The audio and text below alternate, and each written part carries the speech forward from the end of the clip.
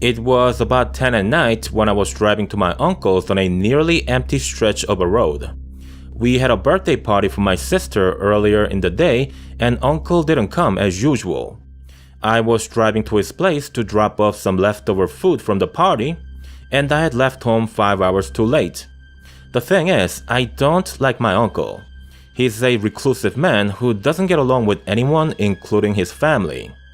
So, as you might imagine, I wasn't all too happy going to his place, and that's also why I was 5 hours late.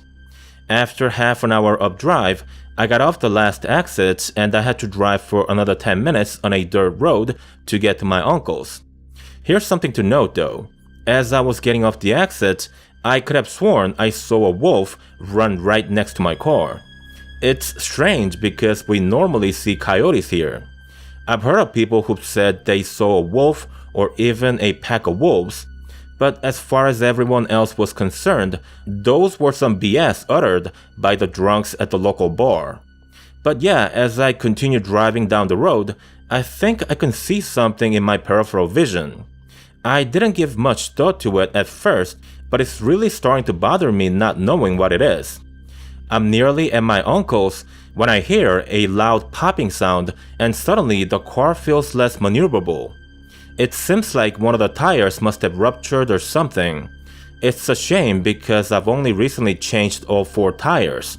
I stop the car and get out to check for damage. Regrettably, my hunch was correct.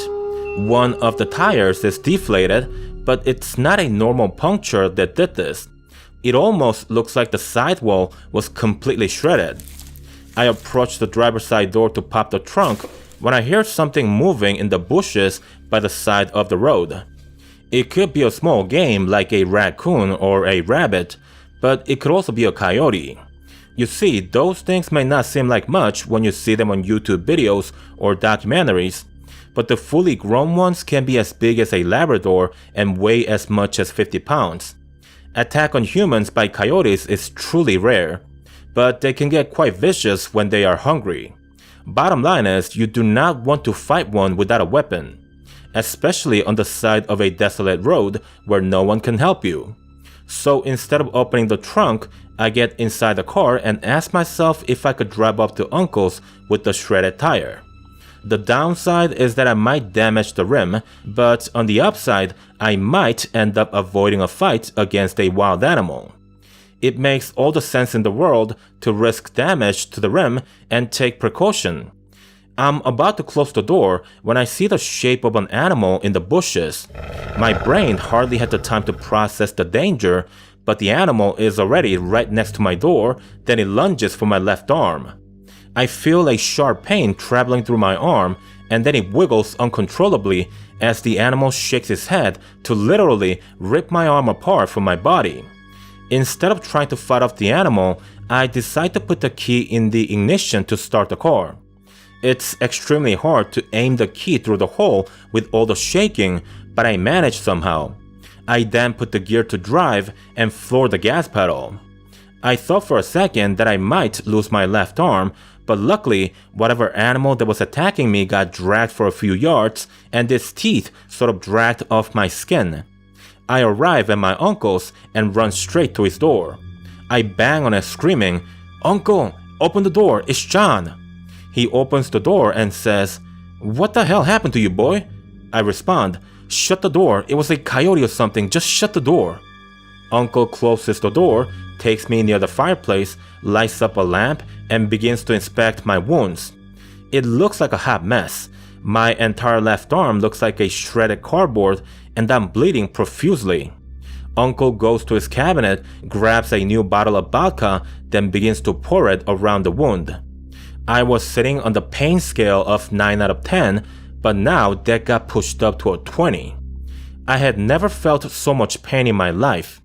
After the wound is cleaned up, Uncle wraps up my left arm with clean bandages and tells me that he has to take me to a hospital. He grabbed his rifle, took me to his truck, and the night ended in the emergency room. The doctor who tended to my wound told me that the bites looked to be that of a wolf. He said that an unusually large coyote could have possibly been the culprit, but it was very unlikely. As for what I saw that night, I can't say for sure.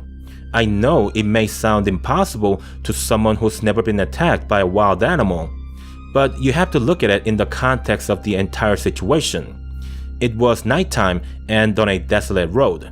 The animal pretty much got right up in my grill, and so all I remember are its eyes and not much else. After the initial few seconds, my mind and vision were fully concentrated on pushing the key through the ignition. At that moment, I either got the car moving or I was gonna be dinner for whatever animal that was attacking me. With all that said, I think it was a wolf.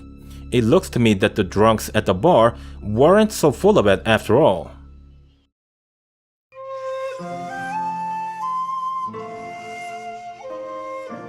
I was in Vietnam in July of last year. Sadly for me, I wasn't there for vacation. The trip was work-related, and I was staying at a house that my boss owned. The first day was kinda like a vacation because there was nothing scheduled for that day, and so I just hung around the neighborhood. I didn't go too far because I didn't want to get lost. If I went there for pleasure, then I wouldn't mind getting lost a little, but I wasn't there for pleasure, so I really didn't want to call my boss and tell him that I got lost just one day before a big meeting. All was fine during my walk in the neighborhood. People seemed friendly. No, actually, that's just me trying to be polite. Don't get me wrong, I didn't come across anyone rude. It's just that everyone seemed so busy with their own business, and they could care less that a 6'6" white dude was roaming their neighborhood. As I was walking back to the house, I noticed a young man was staring straight at the door that I'm supposed to get into, meaning the door to the house where I was staying at. I didn't want to be rude, and so I said hi while sort of swerving around him. Then his stare switched from the door to me, and he wouldn't stop looking at me. It felt weird, but again, I didn't want to be rude. I smiled a little, opened the door, and said, "Bye, have a good day," then closed the door. It was really creepy, but hey, we got plenty of crazies in my country as well. You deal with the good and the bad with every society. Next day, we had a big meeting scheduled for 10 a.m. at a hotel. I got ready early and stepped out of the house 10 minutes prior to the time my boss was supposed to pick me up. I get out of the house and right off the bat, I'm startled at the sight of the man from yesterday. He is dressed up in the same clothes and has the same empty look on his face. At that point, I was asking myself, hold on, did this guy stay here overnight? Was he staring at the door the whole night as I slept like a baby? I mean, I guess this could be his daily routine, maybe, because who really knows what deranged people do for hobbies, right? But still, it doesn't change the fact that this is creepy as hell. I waited for my boss and he arrived some 5 minutes later. But I tell you, in all those 5 minutes, the creepy dude continued to stare at me and didn't break his line of sight once, not once. In any event, the meeting went well and my boss was really happy. In fact, so happy that he told me to stay 3 extra days so I could have some fun and explore the city. He gave me some spending cash, told me to call him if I needed anything, then dropped me off at the house at 4 p.m. Thankfully, the creepy dude was gone by then, and so I stepped in through the gate with a big smile on my face. I took a shower, and when I was done, I took my laptop to the deck that connects to the backyard. I was googling some locations I might visit the next day and was really looking forward to the 3 days of vacation in Vietnam. I had the earbuds in my ears and was blissfully dreaming of the next 3 days and what I would do with the $2,000 my boss had given me. That's when I feel someone grabbing on my shoulder, followed by a bite on my neck. I try to shake myself free, but the biter's got a tight chokehold on my neck. I feel multiple bites on my neck, shoulder, and ear. It is tremendously painful, and I'm in a full panic mode. I gotta do something to get the biter off my back, so I grab onto his hair with my 2 hands and do a reverse slam, if you may. I basically sprung my body toward the rear and put all of my weight on the biter's upper shoulder and the back of the head as we both slammed onto the wooden deck. The biter lost his grip, I got up, and wouldn't you know it, it's the same creepy guy that was staring at me. The creepy guy looks dazed, but is slowly trying to get back on his feet. I grab the chair next to me and slam it down on the guy until what I think is him screaming for help, or maybe he's cursing at me. Couple of minutes later, an old lady appears out of nowhere and she shields the creepy biter from me.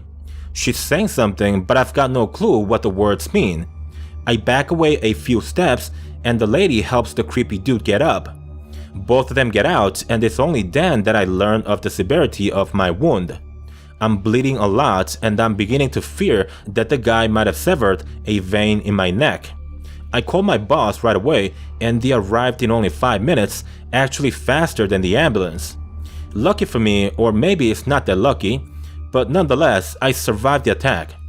I had to get a few stitches, but I wasn't bleeding out as I initially thought, so I guess you can say that it ended on a positive note. My boss felt really bad. He gave me some extra cash and additional days off. Yeah, that part of the trip I liked a lot.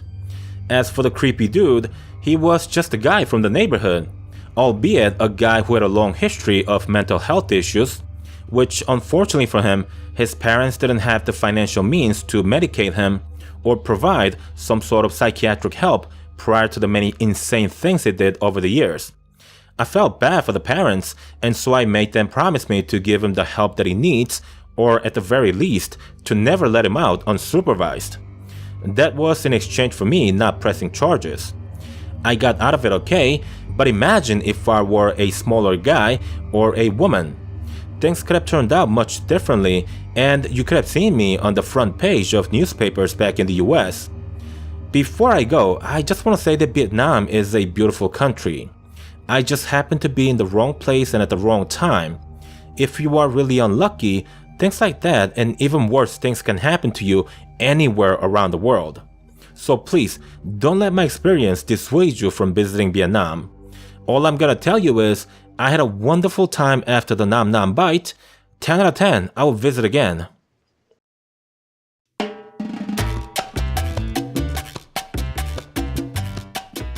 This is a story from the mid-2000s, and the location is in Brazil. My two buddies and I, we went to Rio for the summer to enjoy the beautiful beaches and other wonderful things the country has to offer. We had all broken up with our girlfriends in a span of 2 months, and the timing seemed to coincide perfectly. This was going to be a vacation just for the guys, we had no one to please, and it was going to be all self-indulgence. Days 1, 2, and 3, we had a blast. The beaches were great, and the nightlife was even better. You know how they talk about Brazilian girls being beautiful? Well, you won't find them on the streets during daytime, but they magically appear at nights, and especially at the clubs. The girls there really know how to have a good time, and the best part of the whole thing, they all know we are there for a short period of time, meaning the relationships you make are simple, short, and casual. I tell you, there's no better place to be for single guys if you have the money and the time to chillax for a week or two. On day 5, we met these beautiful girls on the beach, and we ended up spending the whole day with them. We hit the club with them later at night, and we all came back to the hotel with the girls still in our arms. The night was memorable, very memorable. I think you get my drift, and so I'll just leave it at that. I think we all fell asleep around 4 AM because everyone seemed to quieten down about that time. When I opened my eyes, what I presumed to be at the time in the morning, I could barely move my arms and legs. My body was bouncing up and down, and that's how I realized I was inside the trunk of a car. I was tied up and gagged as well. Things didn't look too good for me. There was one saving grace though, because whoever tied me up was a complete dimwit. My hands were bound at the front of my body instead of the back.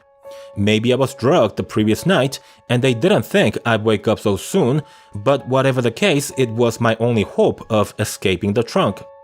I was looking for the latch that's normally placed inside a trunk. Car manufacturers install them in their cars in case someone gets trapped in a trunk and has to get out. I couldn't find any latch, which means my abductors had probably removed that beforehand. I did, however, get a cut on my finger, and I knew there was something sharp that I could use, but more importantly, one that I could reach. I carefully searched for the sharp object, and it seemed like it was probably a part of the trunk. I was thinking it was most likely a metal frame that had been bent inward from previous damage, maybe a collision, who knows. I carefully placed the midpoint of the bind on my wrist and began moving my hands in an up and down motion. I got free after about 2 minutes, then I began working on the rope that had been tied on my ankle. The space was cramped, but that wasn't even the biggest problem. There were some sort of tools scattered around the trunk, and they would make noises every time I moved. But still, I had no choice but to continue to work on the rope, and I was eventually able to free myself. After that, I grabbed one of the tools in the trunk and began to poke and pry around the location where the locking mechanism should be placed at. It seemed hopeless after some 5 minutes of tinkering, but out of sheer luck, the trunk popped open, but I didn't let the lid swing up. I held on to the lid, let it open ever so slightly so I can see through the tiny opening, then began scoping the area that we were driving on. It was a small town. We were in the middle of a town. That was my chance, and one that could be my last one before whoever these creeps were would take me to somewhere far more remote. So I just pushed the trunk lid up and then just jumped out of it with zero hesitation. The car stopped a few seconds later, but I was already booking it by then. Then I looked over my shoulder and saw 2 guys standing around, looking at me, hesitant to decide whether to chase me or to escape the scene. The bastards decided to scamper, and that's when I stopped to ask people, "Policia, policia," because I had no idea what the word for police is in Portuguese, but maybe they sounded similar to Spanish. Everyone looked at me like I was crazy, but an older gentleman put a hand on my shoulder and was trying to calm me down. When I stopped screaming for the police, the gentleman took me to the police station, and I tried to explain the situation with my broken Spanish. I think they understood a little, but we couldn't get anything done until 2 hours later when they brought an expat who was residing a couple of towns away. I explained the situation to the expat, and he translated everything to the police. We called the hotel and found out that my friends weren't in their rooms. They said no one came to ask about my whereabouts, so they clearly spelled that all 3 of us had been abducted. I got really worried because too much time had already passed since the abduction to the time when the translator had arrived. I was right to be worried. My friends were never found after that. The blood test done on me revealed that I was drugged with some sort of animal sedative, which means that the same thing had been done to my friends as well. There was an extensive investigation performed by the police, or at least that's what I was told by the US Embassy. Regardless of all that, the only thing that matters is that my friends never came back home. I have nightmares till this day about Brazil. The nightmares aren't about my own experience of being abducted, but rather of the ultimate fate of my friends. We don't even know whether they are dead or alive. I can't even fathom what their families must have gone through for over 10 years since their disappearance. Things could have turned out differently if I spoke Portuguese. The guilt of having left my friends behind had turned me into an alcoholic at one point in my life, but I managed to get sober after 3 long agonizing years. If my friends are alive, I could only hope they'll find their way back home somehow.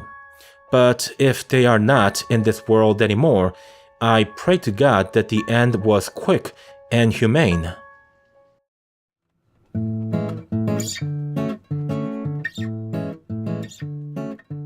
My girlfriend and I were traveling on a train just last month. We had left from San Diego and were headed to Boston to visit her parents. I didn't like the idea at first. My preference had always been airplanes over trains. It's just so much faster and thus a much more efficient way to travel. In my girlfriend's mind though, she had always had this romance with the idea of slow travel in a train car that's equipped with bedroom accommodations. So we booked 2 tickets for a bedroom car that's designed to accommodate 2 adults. I admit I was partly wrong with my previous assumptions of train travel. It actually does have some advantages, and there is some romance to the whole experience. For example, the train has its own dining car, but I think the official name is cafe car. In there, not only do you get to eat seated on a proper chair and table, but you get to do that as you enjoy the ever-changing scenery outside. On a side note though, the food tastes terrible for the most part.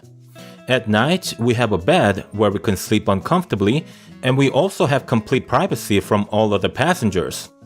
As a guy who's 6'3", it was an absolute bliss to not have to struggle with legroom and scooting in to allow the passenger next to you to go to the restroom. I think I was enjoying the train ride a lot more than my girlfriend, but Tara might disagree, seeing as how much she was taking in the experience as well. The first night, our room was configured as a bedroom from the regular bench configuration we had during daytime. Tara got under the blanket and I was next to her, but I just couldn't fall asleep. I got up after about half an hour and Tara woke up because of all the noises I was making. I told her that I was sorry, that I needed to stretch a little, and then stepped out of the cabin. I wanted to go to the dining room to see if they would serve coffee. It was late and service was unlikely, but I just really needed a cup of joe. I know, unable to sleep plus coffee doesn't sound like a good combination, but I'm weird like that. I drink coffee when I can't fall asleep. I think it's the warmth or maybe the sensation of drinking something that relaxes me and helps me fall asleep. Anyhow, I walk toward the dining car and see one of the service attendants walking by. I say hi and ask if I might be able to get a cup of coffee in the dining car. The gentleman says to me that the cafe car was no longer serving, but that he would bring me a cup of joe. Apparently, coffee is included in the sleeping car, meaning you can order room service if you want it, but only during regular hours of operation. He instructs me to go to the dining car, and that's exactly what I do. I choose a seat in the middle of the car and enjoy the view outside. There actually isn't much to see since it's dark everywhere. I still love it though, and I think I would explain the feeling as something like the way you felt when you got to ride in your dad's new car for the first time. I don't know what it is about train travel, but it has a way of making you feel like a child. I must have been sitting here for close to 20 minutes, but my coffee guy hasn't come around yet. Maybe he forgot and it's no big deal, but I'm actually bothered by something else. You see, it's not even midnight and yet not one person came into the dining car during the 15 minutes I've been here. It seems rather unlikely that no one came through here, seeing as how the train has hundreds of passengers on board. I give up on the coffee and get up to go back to my cabin.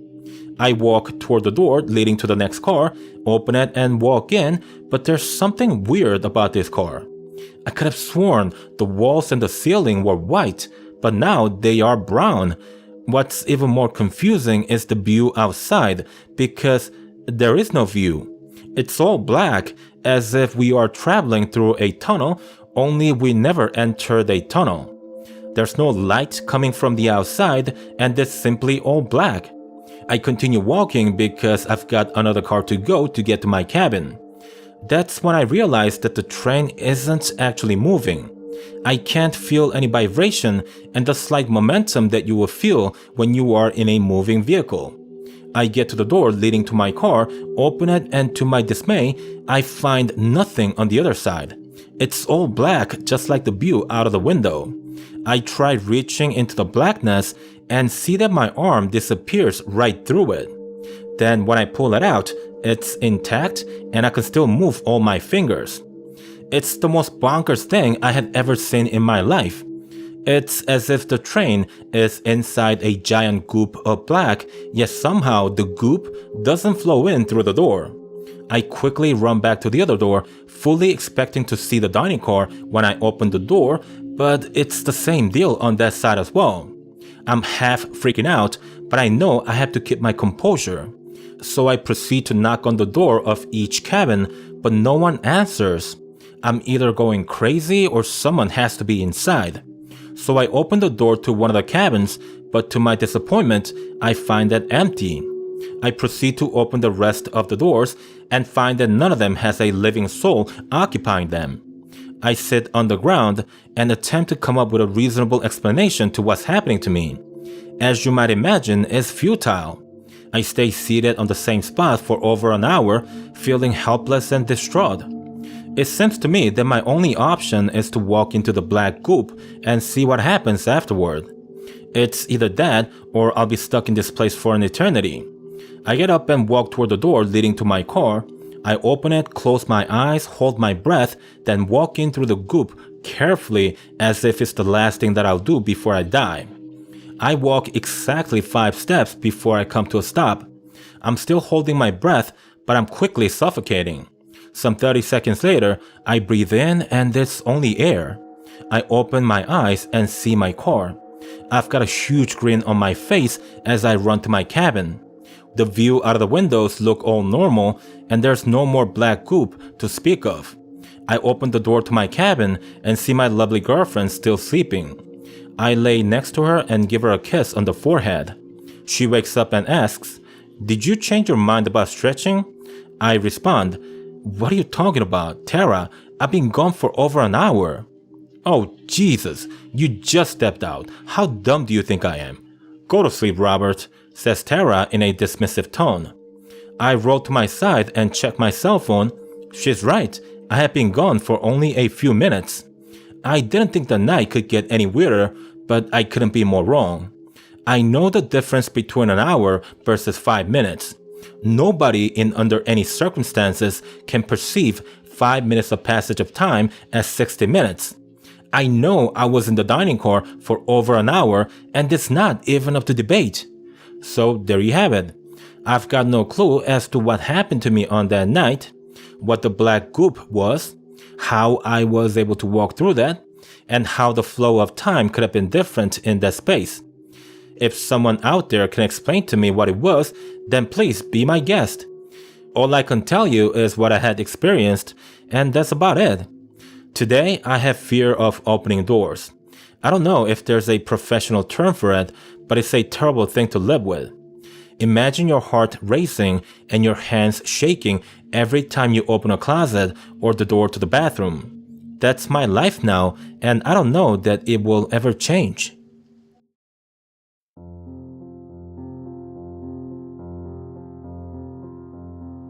It was roughly about 5 years ago when an old friend from college had contacted me on Facebook. Her name's Madeline and we were quite close back in the days. To be clear, we weren't best friends. No, that was Daphne, she was my best friend. There were 5 of us who hung out a lot back in college, and Madeline was one of those 5 people. So we were close, but Daphne was the only person who I would comfortably confide in. After college, we all sort of went our own ways and drifted apart fairly quickly. Daphne was the last friend from college whom I've contacted via Facebook, and that was like 3 years ago. Needless to say, it was quite a surprise when Madeline had contacted me out of nowhere. The gist of the message was basically, "I missed you, we should have a get together with all the old friends, please get back to me." I replied to the message of course, but it kind of felt weird. As I mentioned earlier, we weren't like best buddies back in school. Some things you just want to leave them in the past as good memories. This isn't because I don't like Madeline or anything like that, but rather it's because my life today is completely different. I've got new friends and responsibilities. Honestly, I didn't have room in my life for new people. In the end though, after a few exchange of messages with Madeline and a surprise message from Daphne, I give it a go on the get-together. The reunion was set to happen at Madeline's place on the following Saturday. Surprisingly, everyone lived no more than 5 hours away from each other, whereas I always thought we'd all end up in different parts of the country. Madeline, by the way, lived only an hour away from my place. And there was this little trouble at work on the night of the get-together. I work on Saturdays too because I run my own business. I normally wrap things up by 4 p.m., but I had to stick around in the office for another 2 hours to remedy the situation. I was going to be late by 2 hours since I originally had to leave to Madeline's at 4 p.m. in order to get to her place on time. I had texted her about my situation at around 4, but she hadn't replied to me at all. In any event, I got out of the office and began driving to Madeline's at 6:20. The time was almost 9 by the time I was 10 minutes away from my destination. I had underestimated the traffic I'd be encountering on the way. Some 5 minutes out from Madeline's, the GPS made the last instruction to turn left, and I say the last instruction because it had lost signal after that. I was traveling on a small country road, and so I stopped the car on the side of the road to use the GPS on my cell phone. I unlocked the phone, and damn it, it's the same story as the GPS. It looks to me that it's this patch of the road that doesn't have any signal. I make a U-turn and travel to about the spot where I initially had lost the signal, and as I suspected, both the cell phone and the GPS are able to acquire the signals again. I check the rest of the direction on the GPS, and as it turns out, I just have to follow the same road for another 5 minutes to get to my destination. I make a U-turn again, and just like the first time, I lose signal again at about the same spot. I'm maybe about 100 yards away from Madeline's when I see a large fire in the general direction of what's probably her property. The fire's huge, but I'm not saying that the house is on fire. It looks like one of those celebratory bonfires, only we're not in the Boy Scouts. I mean, think about it. Why set such huge fire in the middle of July of all time? I get that you could have a small campfire going to gather around it and have a conversation. But a bonfire the size of a car? That's just strange no matter how you look at it. I have a bad feeling about this. I can't think of a particular reason for why I should be fearful, but I can't shake this awful feeling. I proceed to slow the car down and also turn off the headlights. The dark color of my car blends quite well with the night and the tall grass growing all over the sides of the road. I come to a full stop, leaving about 10 yards between my car and the long driveway leading to the house. I get out of the car and crawl my way toward the house, using the tall grass as cover. As I do this, half of me thinks that I'm crazy for being so paranoid, but the other half tells me that I'm right to take precaution. I continue my way around the house about a quarter of the way to the right side. As I get closer to the bonfire, I can hear voices of people, and also, if I'm not mistaken, I can hear the cries of several individuals. I stop moving forward as the view surrounding the bonfire becomes clearer. What I see are 3 of my friends tied up to wooden poles and several strangers surrounding them chanting something bizarre. I see Daphne, Eric, and Sean begging for their lives. And then there's Madeline, but she's not tied up with my friends. Instead, she's leading this ritual the strangers are performing. Yeah, she's definitely the leader. I can't say that I know exactly what's going on, but I've seen enough to know there's something really sick happening here. I slowly back away from the house and crawl my way toward my car. I'm almost by my car when I hear a clack followed by a tremendous pain shooting up my leg. I let out a tiny scream. I wanted to hold that inside, but the pain is unbelievably strong. I look at my left foot, and it's definitely an animal trap. It's about the size of a basketball, and it's all metal, of course. The crazies heard my scream, and several of them are heading my way. I try to push and pull the jaws off my foot, but either I'm doing it wrong or I'm just not strong enough. The crazies are too close now. I choose to just make a run for it to the car with the trap still biting down on my foot. I hop to the car, get inside, and turn the car around in a large circle, plowing through the tall grass. As soon as I arrive to the point where the cell reception is found again, I call 911 and inform them of the situation. The operator tells me they'll send cops right away, and I head toward the nearest police station as the operator had instructed. I get to the police station and there's an EMT van already waiting for me. I get out and I'm promptly escorted by 2 police officers and 2 EMT crews. One of the EMT crews looked at me straight in the eyes and warned me that it'll hurt a lot before attempting to free my foot from the trap. As it turns out, it was as simple as pressing down on the springs on each side, then opening the jaws of the trap.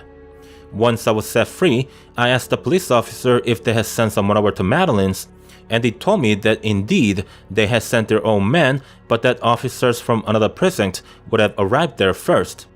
I was taken to the hospital after that and didn't get an update of my friends until several hours later. A detective came to see me at around 2 a.m. and proceeded to inform me of the aftermath. Apparently, the house was blazing in fire by the time they got there. Madeline and her cult members had already left by then, and they probably escaped through the back roads because the checkpoint the police had set up didn't catch anyone of significance. I was asked several questions about the night and also about Madeline. I told them everything I knew, but it really wasn't much, seeing as I hadn't seen my friends for the longest time. I got more news on the next day, but unfortunately, it was a bad one. The house that got burned down didn't belong to Madeline. They found 2 bodies after the fire was put out, which later was revealed to be Eric and the real owner of the house. Daphne and Sean were apparently taken, and sadly, we have no news of them even till this day. What we know now is the fact that Daphne is a member of an actual cult. A cult large enough to have garnered the attention of the FBI. I became quite close with the detective in charge of my case as the years went by and as the case went cold with each passing day. I'll end my story with something terrifying that he told me.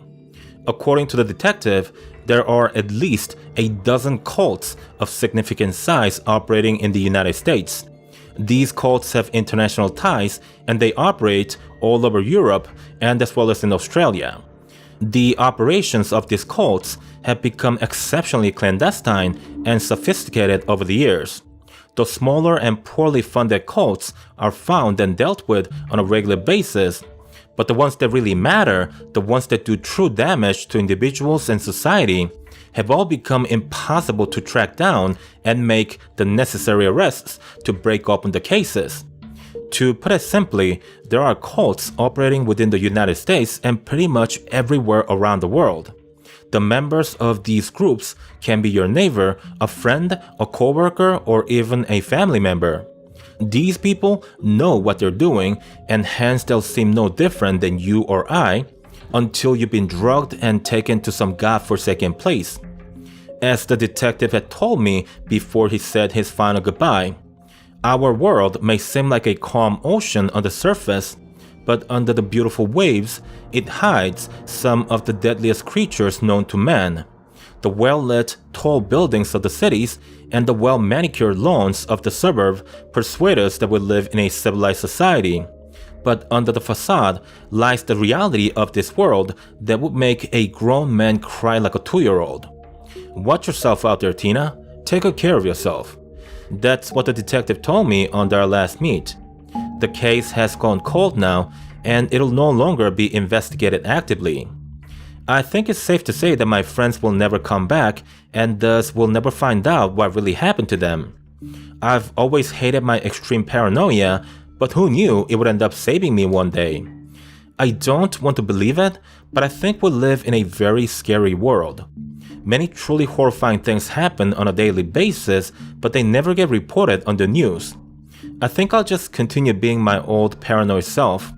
It's not so conducive to having healthy relationships and social life in general, but you do what you do to keep yourself alive, and a bit excessive paranoia don't bother me none. I'll just keep being me. Hey guys, Dennis here. It took a while, but I've decided to publish another long video based on how many of you have watched the last one. I think the sweet spot is around 25 to 30 minutes in duration. 40 minutes are way too long for me to publish them on a regular basis. So yeah, expect half-an-hour long videos going forward with sprinkles of shorter ones here and there. With that said, I hope you enjoyed the video. Show me some support with them thumbs up if you feel like it. And I'll see you guys in the next one. Goodbye for now.